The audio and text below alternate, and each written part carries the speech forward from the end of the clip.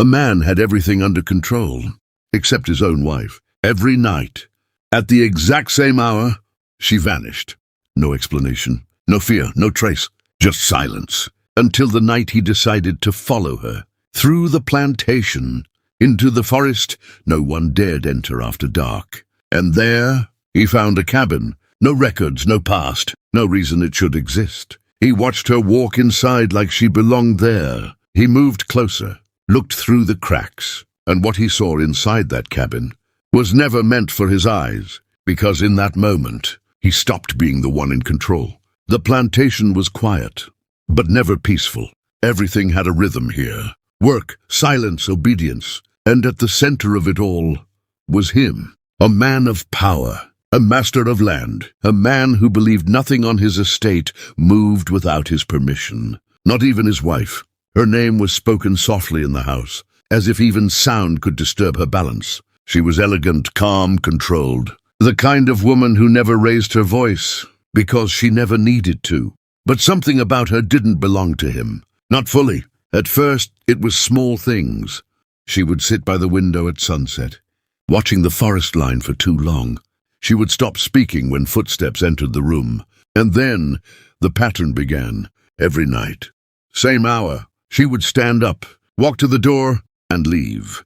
No explanation, no hesitation, just gone into the dark. At first he told himself it meant nothing. Women walk at night sometimes, he thought. Restlessness, dreams, nothing more. But it kept happening. Again, and again, and again. Same hour, same direction, same silence. Until one night, he stopped pretending. He waited. The house grew colder than usual. Even the candles seemed quieter.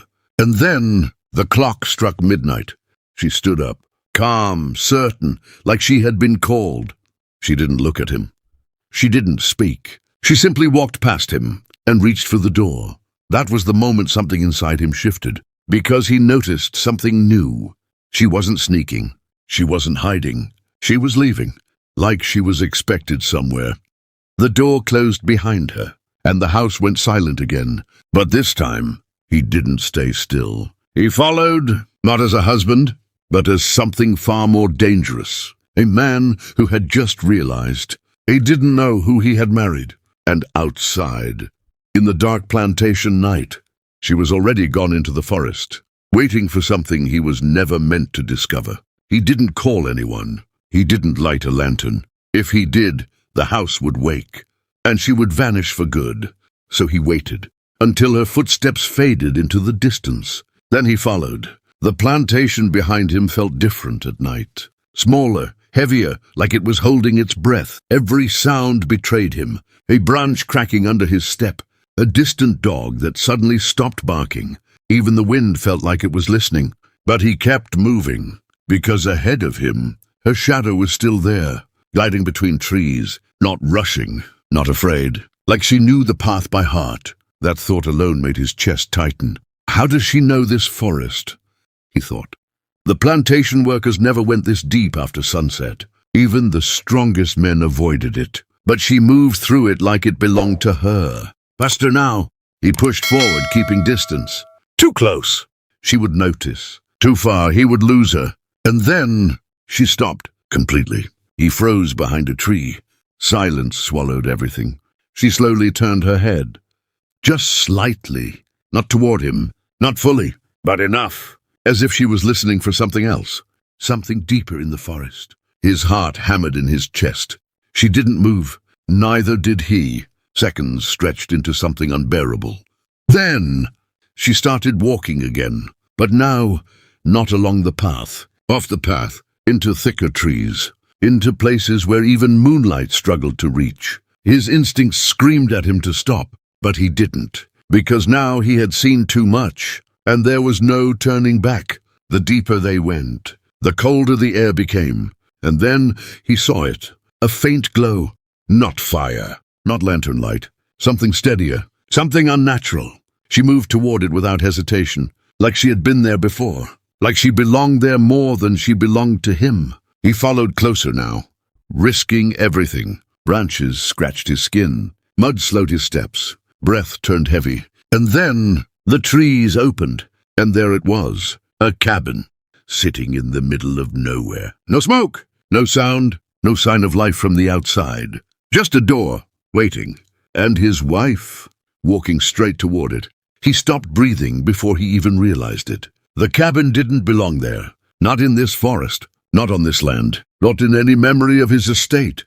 It felt placed, like someone had dropped it into existence and told the world to forget. No path led to it, no tracks surrounded it, no reason for it to stand so perfectly still in the middle of nothing. And yet it stood. Dark wood, old structure, a single door slightly uneven, like it had been opened too many times. No lantern outside, no guard, no sound of life. Only that strange faint glow leaking through the cracks in the walls. And his wife, she didn't hesitate. She walked straight toward it, like she had done this 100 times before. His stomach tightened. "Stop," he wanted to say, but the words never left his mouth. Because something about the cabin made silence feel safer than speech. She reached the door, paused, just for a second, then lifted her hand and pushed it open. The door didn't creak. It sighed, like it recognized her. And that was when he felt it. A pressure in the air. Not wind, not nature. Something inside that cabin noticed him. His pulse spiked. He stepped back instinctively, hiding behind the thick trunk of a tree. His eyes stayed locked on the doorway. She entered without looking back. And the moment she disappeared inside, the glow inside the cabin shifted. It brightened, as if it had been waiting for her arrival. He should have left. Every instinct in his body screamed at him to run. But instead, he moved closer. One slow step, then another. The forest behind him felt further away now, like it didn't want to follow. He reached the edge of the clearing, close enough now to see details. The wood grain of the cabin, the rough nails holding it together, the faint outline of movement inside. His wife was somewhere in there, but she wasn't alone. He leaned in slowly, pressing himself against the outer wall. The glow flickered through the cracks. And then he heard it. A sound, not a voice, not quite a whisper. Something between breath and language. Multiple breaths. Inside, he froze. His mind tried to name it. Friends, workers, servants. But deep down, he already knew. No one was supposed to be there. No one was supposed to even know this place existed. And yet, there were voices waiting. And then his wife spoke, softly, calmly, like she belonged to them. And at that exact moment, he understood something terrifying. This wasn't a place she was being taken to. This was a place she was returning to. He pressed himself harder against the wooden wall, as if wood could hide him from truth. Inside, the voices continued, low-layered, uneven. Not one voice, several. But none of them sounded fully human in the way he understood human. There was rhythm to them, like a chant without words. Then silence, a sudden sharp silence. And in that silence, his wife spoke again, clear this time. Calm, controlled, almost respectful. "I brought what you asked." His breath stopped. What you asked. That sentence didn't belong in his world, not in his marriage, not in his house, not in his life. Something inside the cabin shifted. A floorboard creaked. Slow footsteps, approaching her. Then another voice emerged. Closer now. He couldn't understand the language, but he understood the tone. Not anger, not kindness. Something older, like authority that didn't need to be proven. The glow inside the cabin pulsed faintly, like it was breathing. He slowly moved sideways, inch by inch, trying to find a crack wide enough to see through, a gap between two warped planks. He leaned in and looked. At first, only darkness, then movement, shapes. Not standing like men normally stood. They were arranged, deliberately, around something in the center of the cabin. A table, or maybe an altar, something flat, covered in cloth too dark to distinguish color. And above it, his wife, standing perfectly still, head slightly bowed, like she wasn't a guest, like she was part of a ritual already in motion. His chest tightened violently. This wasn't a secret meeting. This was structure, practice, routine, like it had happened before, like it would happen again. Then, one of the figures turned slightly, just enough for light to catch the edge of its face. But there was no face, not in the way he understood one. only shadow, where features should be, as if the darkness itself had learned how to stand upright. He stumbled back a fraction. A branch cracked under his boot. Too loud. Far too loud. Inside the cabin, everything stopped. Even the chanting, even the breathing. Everything. Frozen. He didn't move. Neither did they. Seconds stretched into something unbearable. Then, slowly, the door inside the cabin creaked wider. His wife turned her head. Not fully, just enough. Enough to look in his direction, or close enough. He couldn't tell. His heart slammed so hard he thought it might give him away. And then she smiled. Not a warm smile, not a greeting. A confirmation, like she had known he would come. Like his arrival was not a surprise, but part of the plan. One of the shadowed figures stepped forward, closer to the doorway, closer to him. And for the first time, he understood the worst part. He was no longer watching something forbidden. He was already inside it, even from outside the cabin. He was part of what was happening inside. He didn't move, not because he was calm, but because something inside him refused to accept what was happening. Inside the cabin, the silence stretched, heavy, deliberate, alive. Then, a soft sound, footsteps, slow, measured, coming closer to the door. His breath turned shallow. He shifted slightly behind the wall, trying to disappear into the darkness of the trees. But it was too late. The door creaked open wider, and a slice of light spilled out into the forest. That light didn't feel natural. It didn't behave like firelight or lantern glow. It felt focused, like it was looking. And then a figure stepped into the doorway. Not fully outside, just enough to exist between both worlds, inside and out. His wife stood behind them. Still calm, still composed. But now, she wasn't alone beside them. She was aligned with them, and that realization hit harder than anything else. The figure at the door tilted its head slightly. Not fast, not threatening. Curious, like it was studying something it already knew was there. The master tightened his grip on the tree behind him. His fingers dug into the bark until it cracked under pressure. He should have run. Every instinct screamed it. But his body didn't obey anymore, because fear had turned into something heavier. Recognition. The figure lifted a hand, not pointing, not warning, just acknowledging. And then a voice came.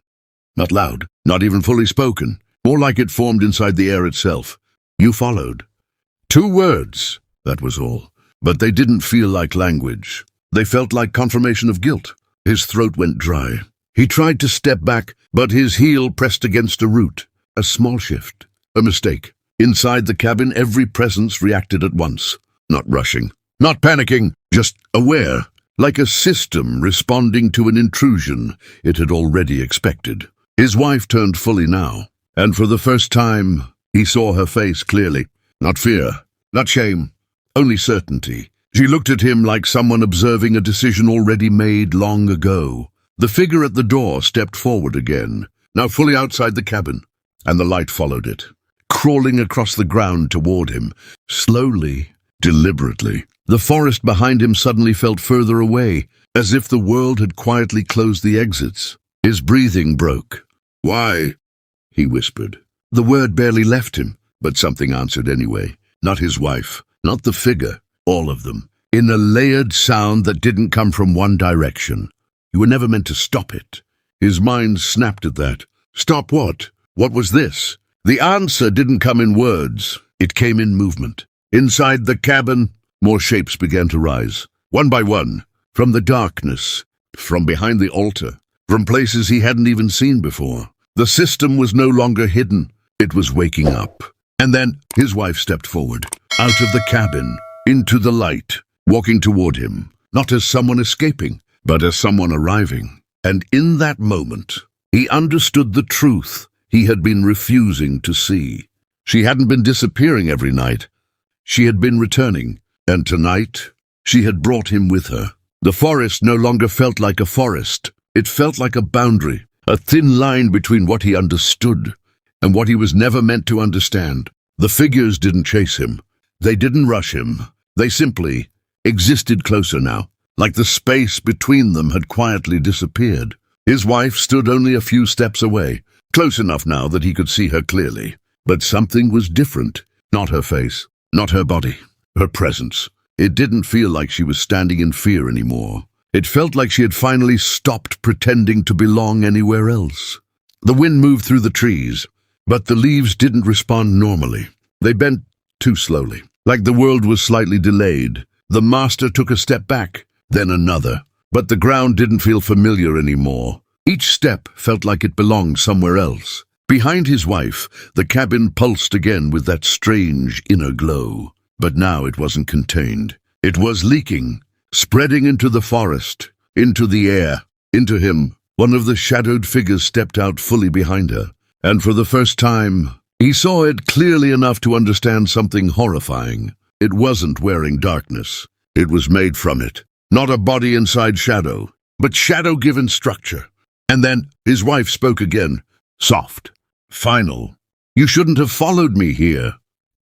The words should have sounded like warning, but they didn't. They sounded like conclusion. The master shook his head slightly. "No, you're my wife." The moment he said it, something changed in the air. A pause. A stillness so deep it felt like the forest itself had stopped listening. His wife's expression didn't soften. It didn't break. It sharpened, like that word didn't belong to her anymore. Or maybe it never had. The figure beside her tilted its head, and this time it laughed. Not loud, not human, a fractured sound, like multiple voices breaking apart at once. "You still think in ownership," it said. The words struck harder than any threat. Ownership. Not love, not betrayal. Ownership. His breath grew uneven. "What are you?" he asked. "Silence." Then the answer didn't come as speech. It came as understanding forced into his mind. Images, not memories, not dreams. Something older. The cabin wasn't a home. It was a place of exchange. A place where names lost meaning, where roles were rewritten, where people didn't vanish. They were reassigned.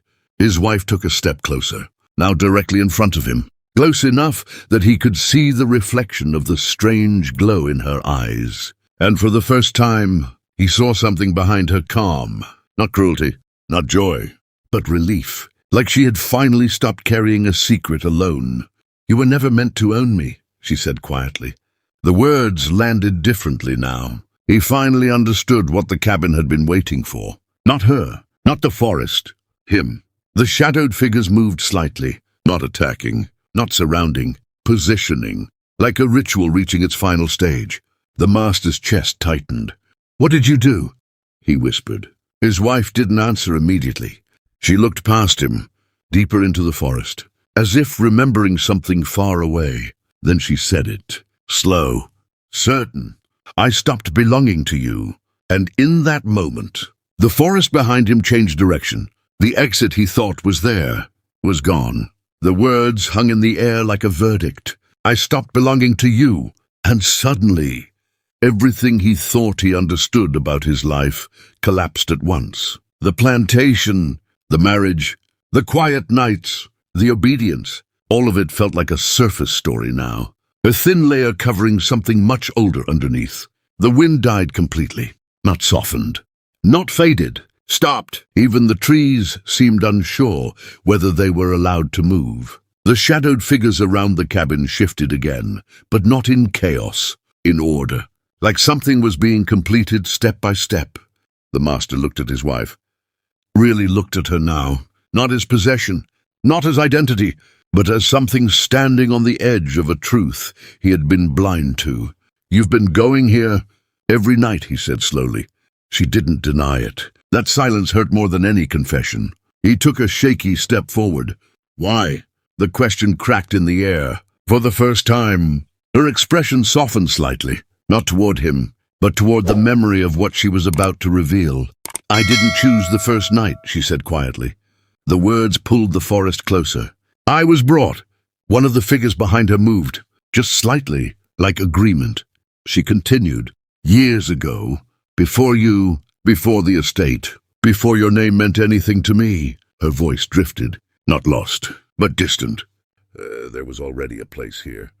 The master frowned. "That's impossible." "This land, it doesn't belong to your records, she interrupted softly. That shut him up, not because he agreed, but because something inside him was beginning to fear she might be right. She stepped closer now, and with every step, the air around her became heavier. People like you think land is measured in ownership, she said. But this place isn't owned. She glanced back at the cabin. It's maintained. The word didn't fit anything he knew. Maintained by who? By what? The shadow figures shifted again, and now he noticed something worse. They weren't all identical. Some were taller, some thinner, some almost human, almost. But all of them carried the same absence behind their form, like something had been removed and never returned. His wife's voice lowered. The cabin doesn't take people, she said. It corrects them. A cold chill spread through his chest. Corrects? He repeated. She nodded. Roles that don't fit are replaced. His breathing became uneven. And what role do you have? He asked, almost afraid of the answer. For the first time, she hesitated. Then she said it. I am the one who remembers. The silence after that was heavier than before. Even the figures seemed to pause, as if that role carried weight even they respected. The master stepped back again. No, this is madness. But even as he said it, his eyes flicked toward the cabin, and something inside him betrayed him. A memory. Not clear, not complete, but familiar.